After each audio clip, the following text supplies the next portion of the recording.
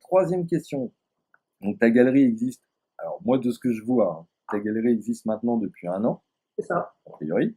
Oui. Est-ce que tu suis le parcours du galériste classique ou est-ce que tu vois ce métier autrement? Et cette question-là, je te la pose parce que nous, quand avec Vincent, on a créé les Échappées Belles, c'était purement égoïste, hein, c'est parce qu'on voulait exposer à Paris, on savait pas comment faire. Donc finalement, on a fini par le faire nous-mêmes. Et donc cette question-là, c'est un peu une question piège. Je te la pose parce que justement, j'ai pas l'impression que tu sois dans le modèle classique. Je Alors, moi, je sais pas si je suis ce parcours classique au sens strict du terme. Moi, j'ai d'abord tendance à voir ce métier comme une passerelle entre les artistes, les visiteurs, puis les acheteurs. Euh, J'estime que j'ai un rôle à jouer entre tous ces acteurs. Après, moi, j'ai l'avantage de très bien savoir de quoi je parle quand je m'intéresse réellement à ce que parce que moi, je m'intéresse réellement à ce que je propose dans ma galerie. Je me fais, par exemple, pour chaque exposition, j'ai des fiches sur les œuvres, je fais des recherches.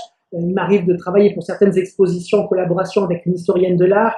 Ça me permet justement d'affiner aussi mon discours ou mes connaissances. Par exemple, tous les artistes qui viennent me voir sont accueillis avec plaisir. Si je suis disponible, je n'hésite pas à faire tout de suite une lecture de leur travail, pour leur donner mon avis, ou alors je leur propose un rendez-vous quand je ne suis pas disponible, par exemple. Euh, Après, on ne peut pas exposer tout le monde, on n'expose pas tout le monde, et si je ne peux pas les exposer chez moi, ou si simplement, des fois, leur travail, ça ne correspond pas à moi, à mes goûts, à ma ligne éditoriale, je leur donne des pistes de où aller voir, qui consulter, quel biais prendre, notamment pour les jeunes artistes. Alors, je sais pas moi si c'est parce que je suis un jeune galeriste que je peux me permettre ça, de prendre ce temps, mais c'est toujours important pour moi, compte tenu que j'essaye de monter moi des expositions qui comprennent souvent de jeunes artistes n'ayant jamais exposé, avec lesquels j'associe de temps en temps des personnes un petit peu plus confirmées dans leur art. Donc, moi, j'ai besoin, à titre personnel, de temps pour pouvoir avancer avec certitude dans chacune des étapes que je me suis fixées. Moi, je t'ai dit, quand j'ai observé les galeries précédentes où j'ai travaillé, j'ai bien vu qu'il y avait des choses que je n'allais pas pouvoir faire dès le début. Donc, pour moi, il s'agit d'un projet d'une vie d'abord. Donc, c'est quelque chose qui me tient à cœur. Et c'est celui avec lequel j'espère qu'un jour, je vais pouvoir me payer un salaire. Donc, c'est au-delà d'un travail, c'est vraiment un projet de vie en tant que tel. Donc j'essaye beaucoup de choses afin de voir ce qui marche pas. Donc moi je pourrais dire que d'une certaine façon je suis classique, mais avec une façon de travailler un petit peu plus moderne et peut-être un petit peu plus connectée que certains. Ah oui, non, mais ça, enfin, ça, là-dessus, je te rassure, c'est très clair. Enfin, j'ai pas non plus toute la terre entière en galerie, notamment les galeries parisiennes. Mais je me rappelle que à l'époque des Échappées Belles, je sais plus à laquelle, hein, la troisième peut-être, où, j'avais trouvé un site sur Paris qui référence toutes les galeries, je crois, sur Paris.